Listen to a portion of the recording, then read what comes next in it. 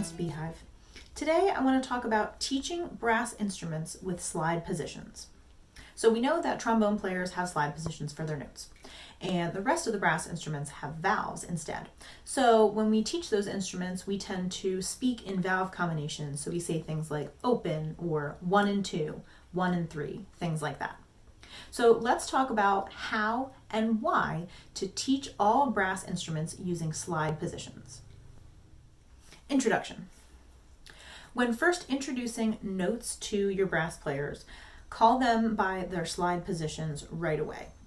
So for example, if you're teaching G to trumpet players, you would show them the note on the staff, explain to them that no valves are pressed down, so open, and then you would tell them that this is first position, and you would go through that process with each of the new notes that you would teach your brass players. So here are the valve combinations and the positions for all brass instruments. Open is first position. Second valve only is second position. First valve only is third position. Valves 1 and 2 is fourth position. Valves 2 and 3 is fifth position. Valves 1 and 3 is sixth position. And valves 1, 2, and 3 is seventh position.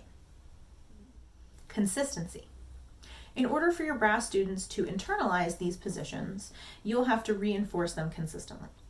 When you're first introducing them, obviously you want to talk about the valve combination and equate it to a position. And then every once in a while you'll need to reinforce that information. But eventually you'll need to stop talking about the valve combinations completely and only refer to the positions as they relate to the trombone positions that we've talked about. Mixed groupings. Teaching all of your brass players the same positions is really helpful when you have mixed instrument groupings. So in your lesson schedule, maybe you don't have enough time to see baritones and trombones separately, so you need to put them together. This is often my situation. Or maybe you have a class that is all brass players, so you have all of your brass instruments thrown together into one class period. Teaching those positions for this situation is super helpful because using that language for all students is easier for them and is easier for you. And then students also are able to more easily communicate about notes across different instrument sections.